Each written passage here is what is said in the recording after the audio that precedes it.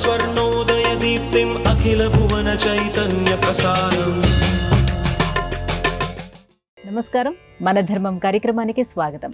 ఇవాల్టి మన ధర్మం కార్యక్రమంలో మన ధర్మ సందేహాలను నివృత్తి చేసేందుకు మనతో పాటు ఉన్నారు ప్రముఖ ఆధ్యాత్మికవేత్త ఆచార్య శ్రీ తాడేపల్లి పతంజలి గారు. గురుగారు నమస్కారం. శ్రీ దుర్గాదేవి అయి నమః. గురుగారు, ఈరోజు పాల్గొన్న శుద్ధ దశమి. ఈ రోజు నుంచి తెప్పోత్సవాలు ప్రారంభమవుతున్నాయి తిరుమలలో. స్వామివారిని ఈ తెప్పోత్సవంలో దర్శించుకోవడం వల్ల కలిగేటువంటి పుణ్యఫలం ఏంటి? బాగుందమ్మా. శ్రీ వెంకటేశ్వరం నమామి. తెప్పోత్సవం, ప్లవోత్సవము, ఇది శుద్ధ సాంస్కృతిక రూపం. లోకంలో అందరూ తెప్పోత్సవం అంటుంటారు. ఈ రోజు నుంచి మీరు చెప్పినట్లుగానే తిరుమలలో ఈ తెప్పోత్సవాలు ప్రారంభమవుతాయి. ఏంటండి ఈ తెప్పోత్సవాలు అని అంటే, పుష్కరిణిలో తిరుమలకి మనం అందరం వెళ్ళటం, ఆ తిరుమలలో ఉన్నటువంటి ఆ పుష్కరిణిలో స్వామివారు వెంకటేశ్వర స్వామివారు రామ, కృష్ణ, మలయప్ప ఈ రూపాలతోటి వరుసగా 5 రోజులు తెప్పోత్సవాలు జరుపుకుంటారు ఆ పుష్కరిణిలో.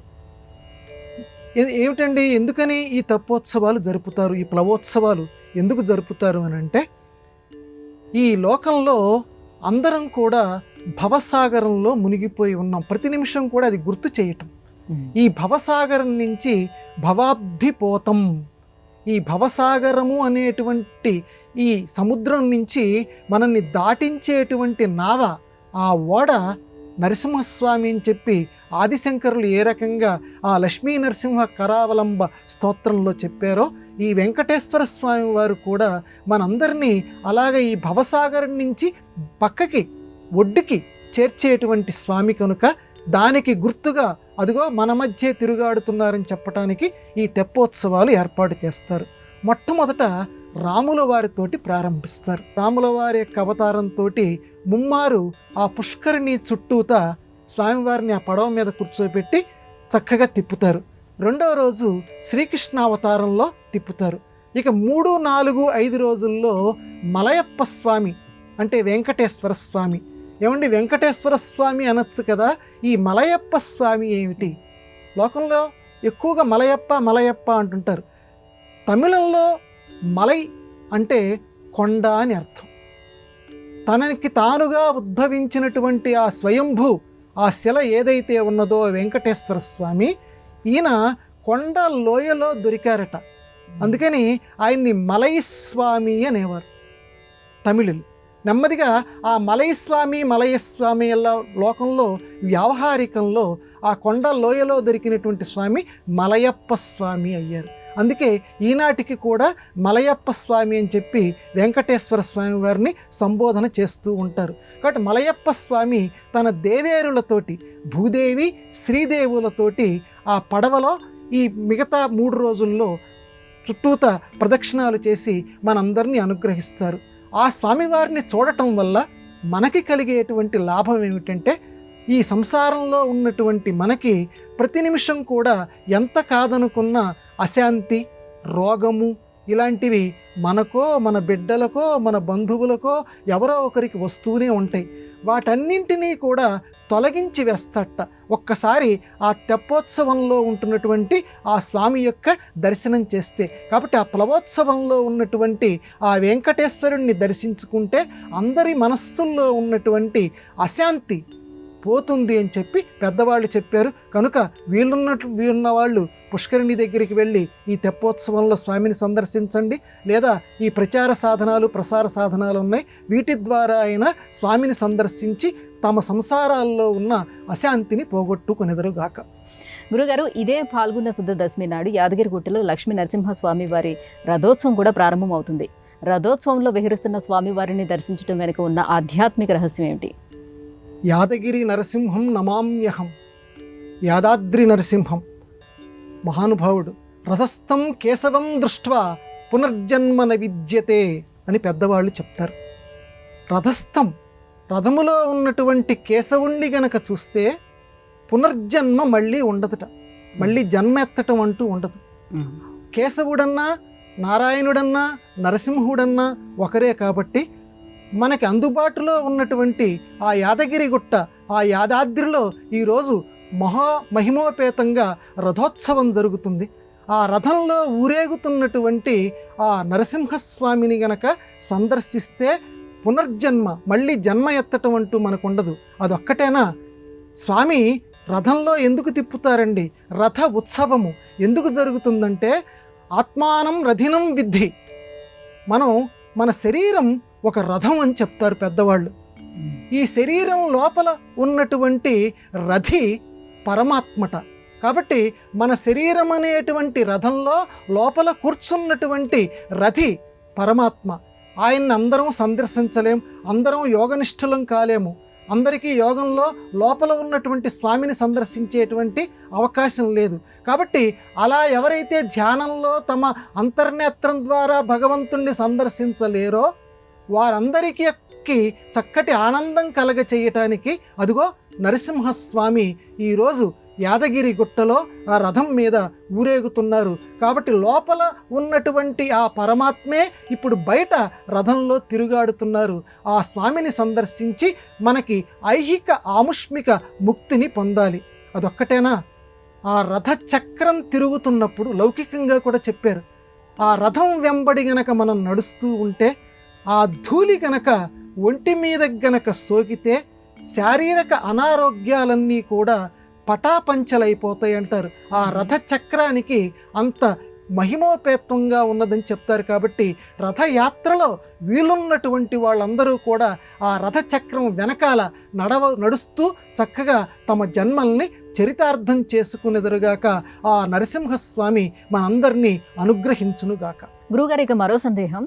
సీతమ్మ అందాలు రామయ్య గోత్రాలు అని ఒక సామెత. ఇంతకీ సీతమ్మ అందాలు రామయ్య గోత్రాలు అంటే ఏమిటి? రెండిటికి సంబంధం ఏమిటి? ఇది లోకంలో చాలా ప్రచారంలో జానపద సంగీతంలో ఉన్నది. సరే, చలనచిత్రాల్లో కూడా దీన్ని పెట్టారు. సీతమ్మ అందాలు రామయ్య గోత్రాలు. మొదటి పదం అర్థమవుతోంది, విడివిడిగా బాగానే ఉంది. సీతమ్మ అందాలు రామయ్య గోత్రాలు. సీతమ్మ అందాలు రామయ్య గోత్రాలు, ఈ రెండింటికి సంబంధం ఏమిటి అసలు?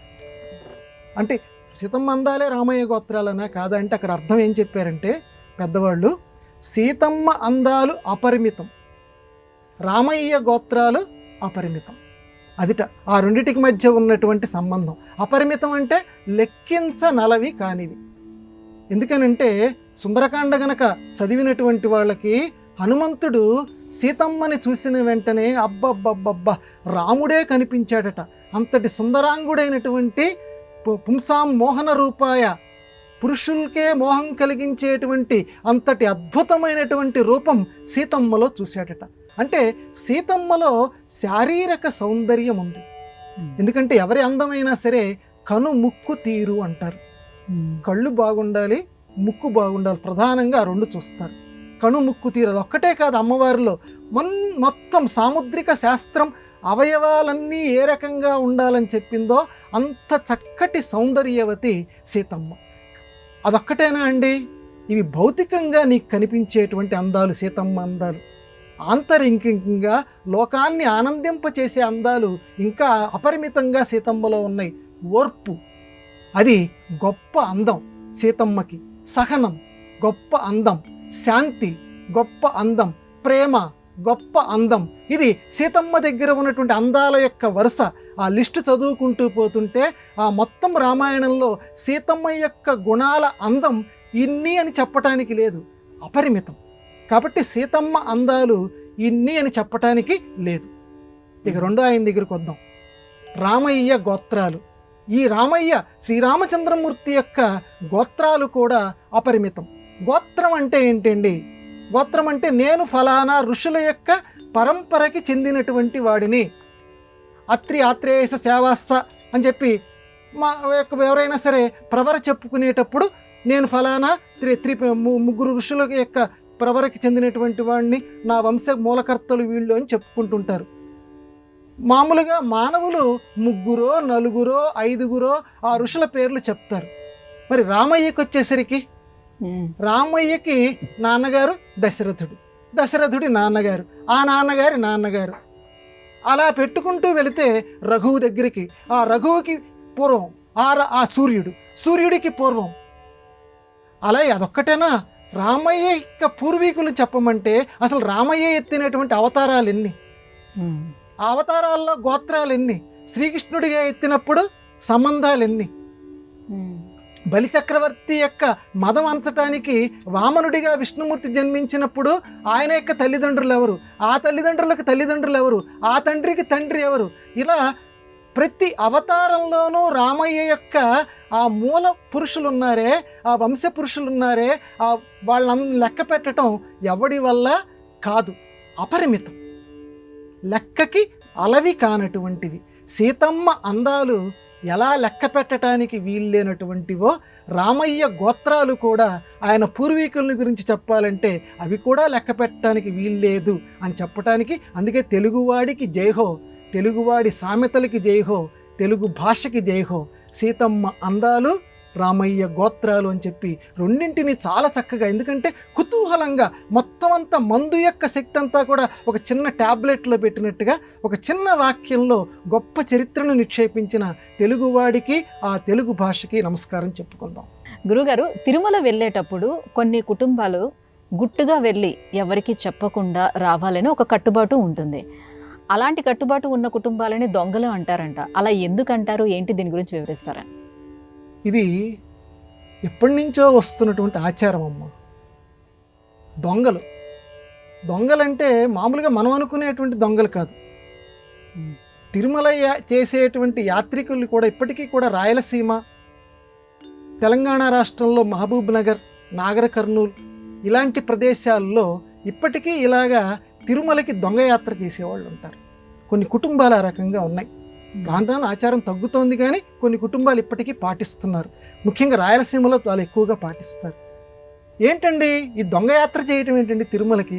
మామూలుగా వెళ్ళొచ్చు కదా, అందరికీ చెప్పి వెళ్ళొచ్చు. అంటే సాధారణంగా ఆ రాయలసీమ ప్రాంతంలో నరసింహస్వామి ఇంటి వేలుపు, ఆయన్ని పెద్ద దేవుడు అంటారు. తిరుమల వెంకటేశ్వరుణ్ణి చిన్న దేవుడు అంటారు.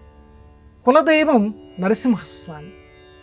ఇంట్లో ఉన్నటువంటి నరసింహస్వామి నేను జాలనా, మళ్ళీ అక్కడికి వెళ్తున్నావా నువ్వు అని అంటాడేమో అని చమత్కారం కోసం, అంటే ఆయన్ని ఒక మనిషి కింద భావించుకొని ఆయనకి చెప్పకుండా రాత్రికి రాత్రి గుట్టు చప్పుడు కాకుండా తిరుమలకి వెళ్ళి దర్శనం చేసుకొని వచ్చేయటం.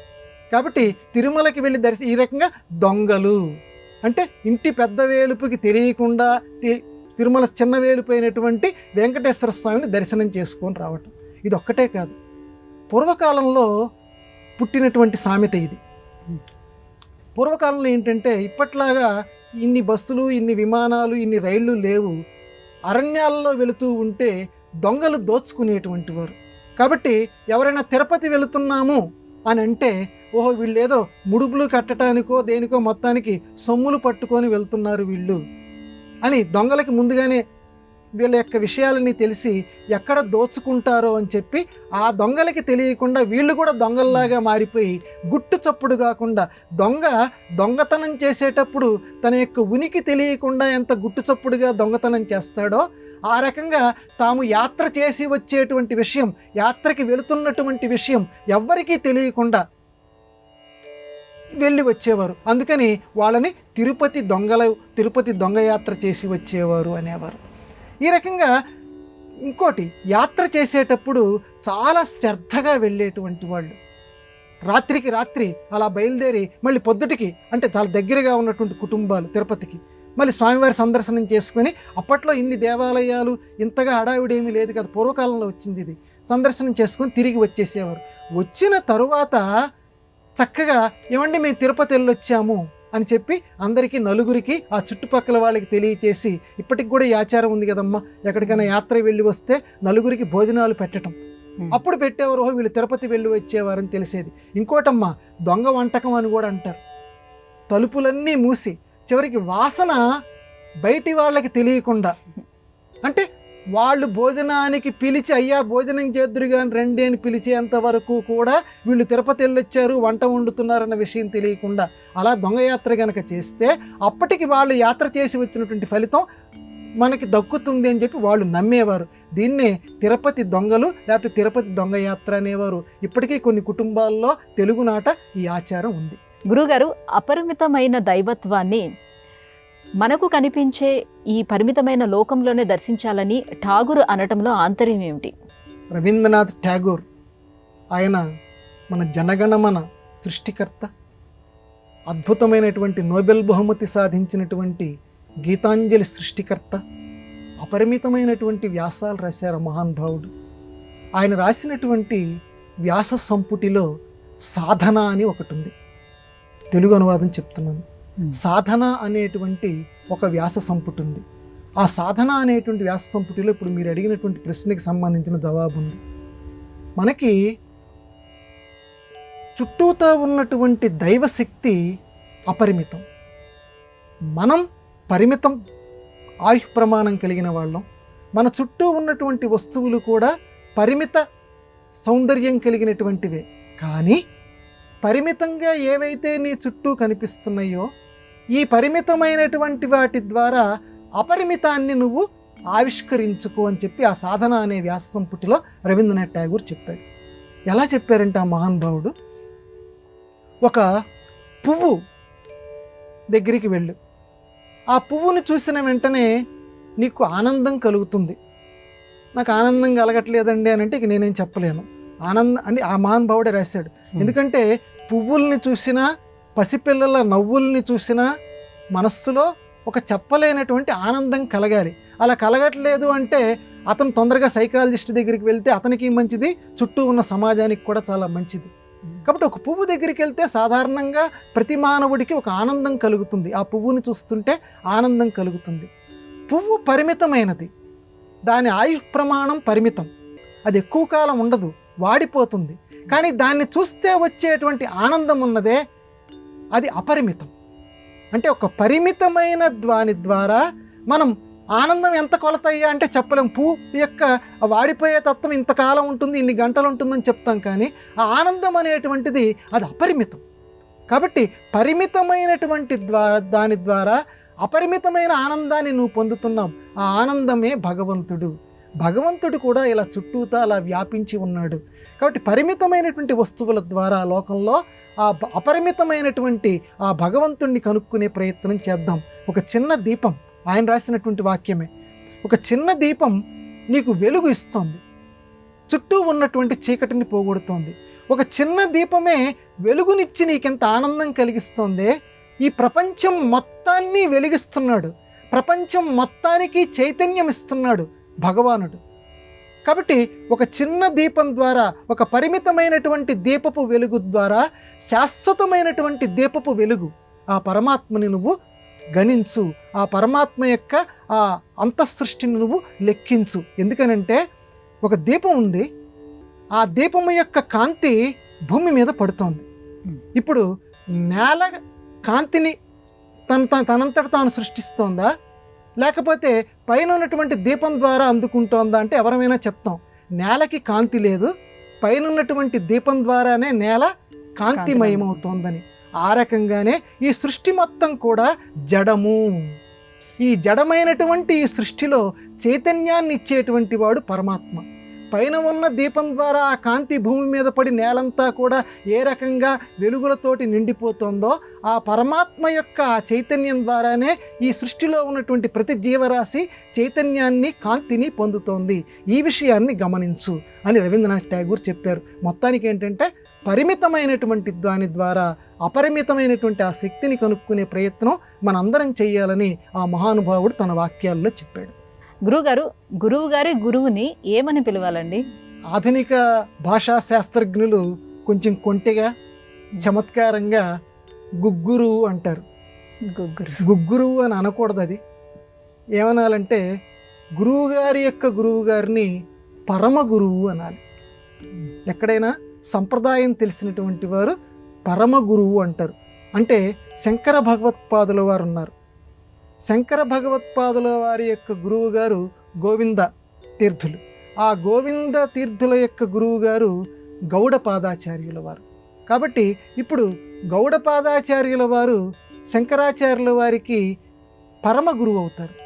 తన గురువు గోవింద నా అభిధేయులకి ఆయన గురువు కాబట్టి గౌడపాదాచార్యుల వారిని పరమ గురువు అనేటువంటి పేరుతోటి శంకర భగవత్పాదుల వారు సంబోధించారు. కాబట్టి ఈ లోకంలో కొన్ని పదాలు తెలుసుకుంటూ ఉండాలి. ఇప్పటికీ కూడా బంధుత్వాల విషయంకి వచ్చేసరికి మన వాళ్ళు కంగారు పడిపోతూ ఉంటారు.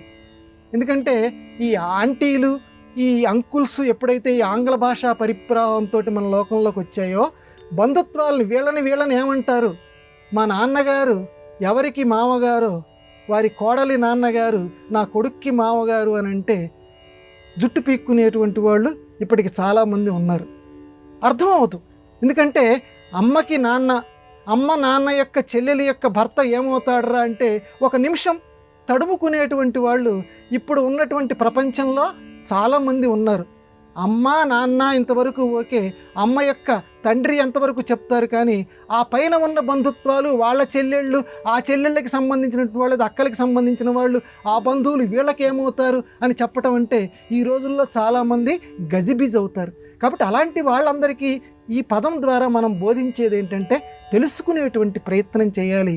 ఆ అమ్మలు కూడా చెప్పేటువంటి ప్రయత్నం బిడ్డలకి చెప్పాలి. ఇదిగో నాన్నగారి చెల్లెలు, ఆ చెల్లెలి కొడుకు నీకు ఇలా ఫలానా అవుతాడు అని చెప్పి ఈ రకంగా చెప్తూ ఉంటే వాళ్ళకి కూడా ఆ బంధుత్వాల యొక్క వరుస తెలుస్తాయి.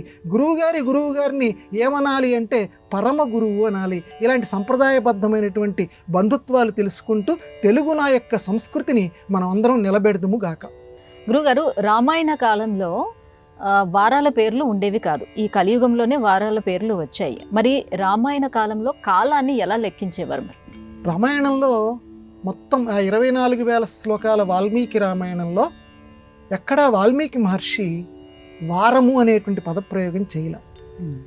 ఇప్పుడైతే మనం రవివాసరే, ఆదివారానికి వచ్చేసరికి రవివాసరం అంటున్నాం, సోమవారం సోమవాసరే అని మనం వారం లేనిది ఇప్పుడు మనకు గడవదు. ఫలానా రోజు అని చెప్పుకుంటాం, వారం చెప్పుకుంటాం. పూర్వకాలంలో రామాయణ కాలంలో ఈ వారాలు అనేటువంటి పదం లేదు. శ్రీరామచంద్రమూర్తి పునర్వసు నక్షత్రంలో చైత్రమాసంలో జన్మించారు అని ఉంది, కానీ ఫలానా వారంలో జన్మించారు అని వాల్మీకి మహర్షి రాయలేదు. మరి అప్పుడు కాలాన్ని, ఈ వారాన్ని ఎలా లెక్క పెట్టేవారు, అసలు వాళ్ళ కాలాన్ని ఏ రకంగా లెక్క పెట్టేవారంటే అప్పట్లో చాంద్రమానం సౌరమానం ఉన్నాయి. ఇప్పుడు ఈ లోకంలో ఉన్నట్టుగానే ఆ చాంద్రమాన సౌరమానాల ద్వారానే కాలాన్ని వాళ్ళు లెక్క పెట్టుకునేటువంటి వారు. ఎందుకనంటే చంద్రుడు సంబంధించి ఏ నక్షత్ర మండలంలో గనక ఉంటే ఫలానా నక్షత్రం ఉందని చెప్పేవారు. పౌర్ణమి నాడు చంద్రుడు ఏ నక్షత్రం దగ్గరగా గనక ఉంటే అప్పుడు ఆ నెలకి సంబంధించి ఆ నక్షత్రం పేరు చెప్పేటువంటి వాళ్ళు. చిత్రా నక్షత్రం దగ్గరక చంద్రుడు గనక ఉంటే పౌర్ణమి నాడు ఆ నెల మొత్తాన్ని కూడా చైత్రమాసము అని పిలుచుకునేవారు. అందువల్ల చైత్రమాసే బాగుంది. తిథి పాడ్యమి, చంద్రుడు నక్షత్ర మండలాన్ని బట్టి, చంద్రుడి గమనాన్ని బట్టి తిథిని వాడేటువంటి వారు. ఈ రకంగా ఇక సౌరమానం ప్రకారం ఏంటంటే మొత్తం మనకు ఉన్నటువంటివి 12 రాసులు. ఈ 12 రాసుల్లో సూర్య భగవానుడు ఈ 12 రాసుల చుట్టూతో గనక తిరిగి మళ్ళీ మొదటి రాశి దగ్గరికి గనక వస్తే ఒక సంవత్సరం కింద లెక్క పెట్టేవారు. అంటే సూర్యుడి యొక్క గమనం ప్రకారం సంవత్సరాన్ని లెక్క పెట్టేవారు. ఈ రకంగా రామాయణంలో తిథి, నక్షత్ర, ఈ తర్వాత ఈ మొత్తం ఈ సౌరమానం ఇవన్నీ కూడా లెక్క పెట్టేటువంటి వారు. కానీ వారం పేరు మాత్రం లేదు. అయితే హోరా అనేటువంటిది మాత్రం అప్పుడు ఉంది, ఇప్పుడు ఉంది. హోరా అంటే ఏమిటండి? దానికి ఏం మనం కంగారు పడనక్కర్లేదు. అహోరాత్రము, నేను అహోరాత్రులు నేను కష్టపడ్డాను అంటారు ఇప్పటికీ కూడా. అందరికీ తెలిసినటువంటి అహోరాత్రము, నేను పగలు రాత్రి కష్టపడ్డాను అని చెప్పి. ఆ అహోరాత్రుల్లో మొదటి ఆని పక్కన పెట్టేయండి, చివర ఉన్నటువంటి త్రా పక్కన పెట్టేయండి, మధ్యలో ఉన్న 2 అక్షరాలు తీసుకోండి, హోరా. కాబట్టి అహోరాత్రాల్లో ఉన్నటువంటిదే హోరా. అంటే రోజుకి 24 గంటలు, 24 హోరాలు. కాబట్టి హోరా అంటే ఇప్పుడు ఎవరైనా చెప్పేస్తాం, హోరా అంటే గంట. ఇప్పుడు వారం లెక్క పేరు మనం ఎలా చెప్తున్నాము? ఈ రోజు మొత్తం మీద సూర్యోదయం నాడు ఏ హోరా ఉంటుందో ఆ రోజుని బట్టి, అంటే ఆ హోరాని బట్టి ఆ రోజుకి ఆ వారం పేరు చెప్తున్నాం. ఉదాహరణకి సూర్యుడు ఉదయించినప్పుడు ఆ రోజు రవి గనక ఉంటే, అంటే ఆ హోరాలో గనక ఉంటే దాన్ని రవివారము అని చెప్తున్నారు. మంగళుడు కుజుడు ఉన్నాడు అనుకోండి, మొట్టమొదట సూర్యోదయం అప్పుడు కుజగ్రహ ప్రభావం ఉందనుకోండి, దానిని మంగళవారము అని చెప్తున్నాం ఇప్పటికి కూడా. ఈ రకంగా వాళ్ళు వారాలు అని పేరు చెప్పకపోయినప్పటికీ హోరాలు అనేటువంటిది లెక్క పెట్టేవారు. ఈ హోరాయే వారం కింద ఇప్పుడు మనకి మారింది. కానీ మొత్తం మీద చూస్తే మాత్రం రామాయణంలో వారం అనేటువంటి ప్రయోగం లేదు. కానీ మనకంటే కూడా గొప్పగా జ్యోతిష్ శాస్త్రం బాగా తెలిసినటువంటి వారు, చిన్న చిన్న వాళ్ళకి కూడా జ్యోతిష్ శాస్త్రం బాగా వ్యాప్తమై ఉండేటువంటిది రావణాసురుడితోటి ఆ రామాయణంలో సీతమ్మ వారు అంటుంది, సన్యాసి వేషంలో తన్ని మోసం చేయడానికి వచ్చినటువంటి రావణాసురుడితోటి అరణ్యవాస సమయానికి మా ఆయన వయస్సింత, నా వయస్సింత, మా ఆయన వయస్సు 25 సంవత్సరాలు, నా వయస్సు 18 సంవత్సరాలు అని చెప్పి సీతమ్మ రావణాసురుడితోటి చెప్తుంది వాల్మీకి రామాయణంలో. అంటే సంవత్సరాలు ఆ రకంగా లెక్క పెట్టేసేవారు. అంటే ప్రతి వాళ్ళకి కూడా సూర్యగమనం తెలిసేది. అది ఇక్కడ మనం గమనించవలసింది. రామాయణ కాలం నాడు ప్రతి ఒక్కళ్ళు కూడా సమస్త జ్యోతిష్య శాస్త్ర ప్రవీణులై ఉండేవారు. ప్రతి ఒక్కళ్ళకి కూడా సూర్యగమనం, చంద్రగమనం, నక్షత్రగమనం ఇవన్నీ విషయాలు బాగా తెలిసి ఉండేవి. దానికి ఉదాహరణే ఇందాక నేను పేర్కొన్నటువంటి సీతమ్మ వయస్సులు చెప్పటం. ఈ రకంగా హోరా వారము అనేటువంటిది ప్రత్యక్షంగా లేకపోయినప్పటికీ వారాలకు అనుగుణంగా చక్కగా వాళ్ళు కాలగణనం చేసేవారు. అటువంటి గొప్ప విజ్ఞానం ఈ భారతదేశంలో వచ్చుగాక, దానికి మనందరం ప్రయత్నించదముగాక, దైవము ఆశీర్వదించునుగాక. గురుగారు, ఇవాళ మన ధర్మం కార్యక్రమంలో మాకు వచ్చినటువంటి ఈ ధర్మ సందేహాలన్నీ కూడా నివృత్తి చేసినందుకు ధన్యవాదాలండి. నమస్కారం అమ్మా. ఇది ఇవాళ మన ధర్మం కార్యక్రమం. రేపు మన ధర్మం కార్యక్రమంలో మళ్ళీ కలుసుకుందాం. నమస్కారం. ఈ కార్యక్రమాన్ని తిరిగి చూడాలనుకుంటే www.youtube.com/@ETV Life Spiritual లో చూడవచ్చు.